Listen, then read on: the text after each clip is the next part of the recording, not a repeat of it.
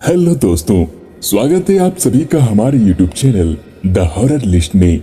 दोस्तों, कई खौफनाक और भूतिया हवेलियों के किस्से अब तक आपने बहुत सुने होंगे, मगर ऐसी कोई हवेली नहीं थी जहां कोई रहता हो। इसलिए दास्तां कितनी सच है और कितनी झूठ, ये शक हमेशा बना रहता था। मगर आज जिस हवेली की कहानी हम आपको बता रही, वहाँ एक परिवार रहता है और साथ में रहती है एक डायन जिसका नाम है रम्या, जिसे मरे 200 साल का वक्त गुजर चुका है। अगर वक्त के पन्नों का हिसाब लिया जाए तो दास्तां करीब 200 साल पुरानी है। उत्तर प्रदेश में एटा के पास एक हवेली है। वीराना तो नहीं पर आबाद है एक परिवार के लोगों से, मगर तबाह है एक रूह से। जी हाँ दोस्तों, इस हवेली में जिंदगी और मौत साथ साथ रहती है। अगर हादसे के मद्देनजर फैसला लिया जाए तो एक डायन के कारण यह मौत जिंदगी पर बहुत भारी पड़ी है, जिसने अब तक कई लोगों की जान ले चुकी है। रम्या एक तवायफ थी जिसका कभी जलवा हुआ करता था, मगर दो भाइयों ने उस पर अपना दावा ठोक दिया। नाच देखने के दौरान झगड़ा शुरू हुआ और फिर इस झगड़े में जो हुआ उसकी निशानी थी एक मौत। इस झगड़े में रम्या बेमौत मारी गई। ये किस्सा है 200 साल पहले का, लेकिन आज भी वो उसी हवेली में दिखती है। नाच गाने और घुंघरुओं की आवाज के साथ हवेली में लोग तो रहते हैं, मगर खौफ के बीच जहाँ एक रहस्यमय मौतें भी हो चुकी है। दोस्तों, कहानी की शुरुआत होती है एक दिन से। उस दिन सूरज आखिरी सलाम पेश कर रहा था। शाम घिर आई थी कि तभी एटा की चमकरी गांव की इस हवेली से अचानक एक चीख गूंजती है। आवाज किसी लड़की की है। कहती है, मुझे हवेली से मत निकालो, ये मेरा घर है, वरना मैं तुम सबको बर्बाद कर दूंगी। कोई कुछ समझे इससे पहले एक और चीख गूंजती है, मगर इस बार चीख में मौत की तकलीफ भी घुली हुई थी।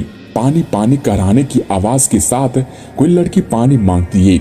ये वाकया कहीं और होता तो शायद कोई न कोई मदद के लिए आ भी जाता, मगर इस गांव में हर कोई डर से सहम सा जाता है, क्योंकि पिछले कई दशकों से ऐसी चीखें इस हवेली से निकलती रही है और लोग कांपते हुए सुबह का इंतजार करते रहे।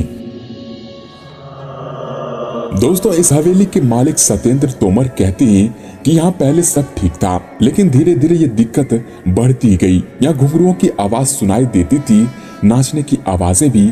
इसी तरह प्रॉब्लम्स क्रिएट होती रही। तांत्रिकों को बुलाया गया, कभी कभी तो और भी डरावनी आवाजें आती रहती। इस तरह से हम लोगों को डर लगने लगा। हम लोग खौफ के साए में जीने लगे। लेकिन सवाल ये था कि आखिर कौन है ये लड़की और इसका इस घर से क्या रिश्ता है।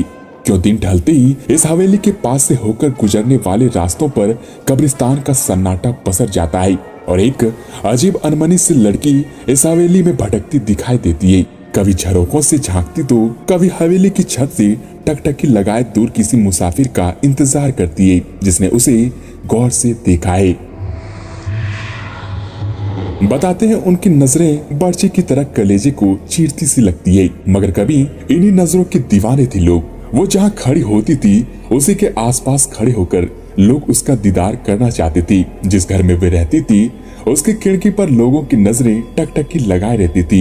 इंतजार करते थे लोग कि कब खिड़की खुले और उसका दीदार हो। ऐसा जलवा था रम्या का।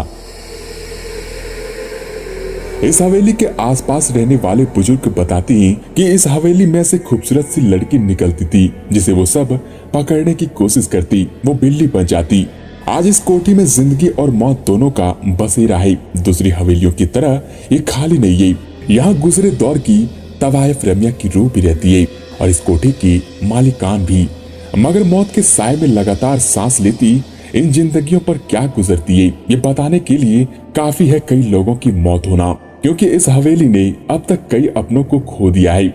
हद तो ये है कि इस हवेली के बच्चे भी शैतानी करने या चहकाने से पहले सोचने लगे हैं। इस हवेली में आज कितनी भी जिंदगियां बाकी बची है, उनके चेहरों पर जिंदगी का कोई नामो निशान नजर नहीं आता। एक खूबसूरत मगर खौफनाक चेहरा उन्हें लगातार नजर आता है, एकटक घूरता हुआ, शायद ये पूछता हुआ कि इतने लोगों की मौत के बाद भी क्या हिम्मत बाकी है यहाँ रहने की।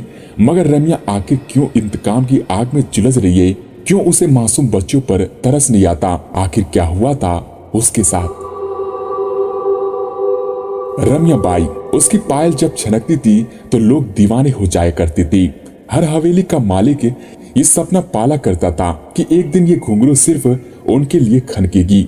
बात करीब 200 साल पुरानी है, जब रम्या इसी हवेली में गुजारा किया करती थी। रम्या के दीवाने की फैरियत में इसी इलाके के 2 सगे भाई का नाम भी सुमार हुआ करता था, जो तकरीबन हर शाम उसी के पास गुजारा करते थे।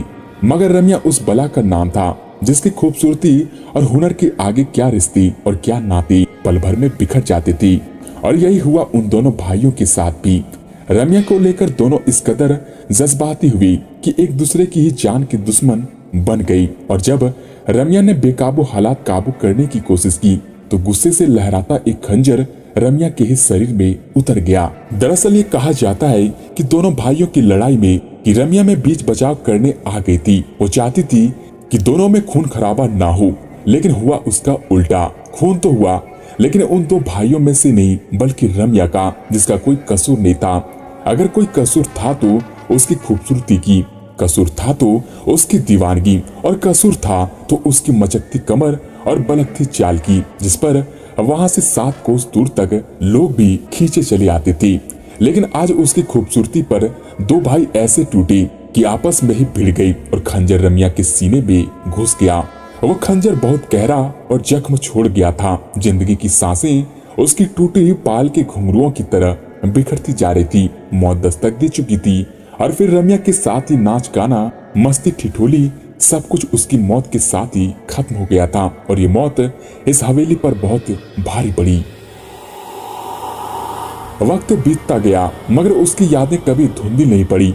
पड़ती भी कैसे, क्योंकि रम्या ने तो इस हवेली को छोड़ा ही नहीं था और आज भी लोगों की नजर आती है, मगर गाती गुनगुनाती नहीं, बदहवास घूमती हुई, याद करती हुई उन सुनहरे दिनों की जब एक महफिल उठती नहीं की दूसरी सजाने को बेताब लोग वहां पहुंच जाते। फिक्र सिर्फ इतना था कि 200 साल पहले इस हवेली से निकला हुआ हर कदम मस्ती में झूमता हुआ निकलता था, मगर आज यहाँ से सिर्फ लाशें निकलती है। इस बारे में हवेली मालिक सत्येंद्र तोमर बताते हैं कि मेरी माँ को एक दिन साया दिखाई दिया था, इसके बाद उनकी मौत हो गई थी। इस तरह रम्या का प्रकोप हमारी हवेली पर हमेशा खौफनाक साए की तरह पड़ता गया है और एक एक कर मेरे 3 बच्चे, मेरी पत्नी की जान भी जा चुकी है। हालांकि अब इस हवेली को बचाने की जिम्मेदारी सत्येंद्र पर ही है। वो एक पढ़े लिखे इंसान है और इससे पहले वो भूत प्रेत जैसी बातों को मानते भी नहीं थे, मगर आज जब वो अपने परिवार पर नजर दौड़ाते हैं तो हर रिश्ता अधूरा नजर आता है। वो जिंदा है मगर पत्नी नहीं रही, कोई बच्चा जिंदा है तो माँ मर चुकी है, भाभी है मगर भाई गवा चुका है। कहते हैं कि तोमर परिवार से पहले इस हवेली में गुप्ता परिवार रहा करता था। लगातार हुई मौतों ने गुप्ता परिवार को इतना तोड़ दिया कि उन्होंने कोड़ियों के दाम में ये हवेली बेच दी। खरीदार तोमर परिवार था और खरीदते ही बच्चे, बूढ़े, जवान एक एक करके 8 लोग मौत के मुंह में समा गई। फिर सहारा लिया पूजा पाठ का। नतीजा इस बार उसकी जान गई जिसने पूजा कराई थी। दोस्तों, इस हवेली के बारे में पुरानी मालकिन आखिर क्या सोचती है? इस बारे में पुरानी मालकिन ओमावती गुप्ता बताती है कि आगरा रोड पर बसा चमकारी गांव है। वक्त के पलों को बूंदते बूंदते आज तकरीबन 200 साल गुजर चुका है, लेकिन इस हादसे के बाद यहाँ कुछ नहीं हुआ सिवाय रम्या की दास्तां की, जो यहाँ के ताने बाने में बूंद सी गई थी। कुछ इतनी शिद्दत की बाकायदा नजर भी आती है, अनमाने से भटकती हुई हवेली की बाहर भी और अंदर भी।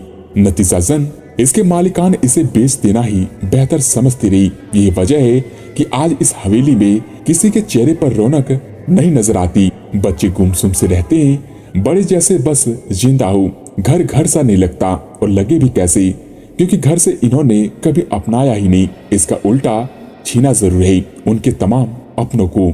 रम्या का सच क्या है हम नहीं कह सकती।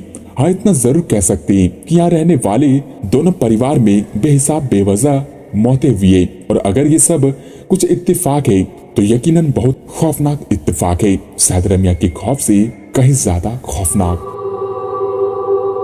तो दोस्तों, कैसे लगी आपको आज की कहानी? कमेंट में लिखकर जरूर बताएं। ऐसे ही भूतिया कहानी को सुनने के लिए चैनल को अभी सब्सक्राइब करें। मिलते हैं ऐसे ही रोचक भूतिया से भरी कहानी के साथ, तब तक के लिए धन्यवाद।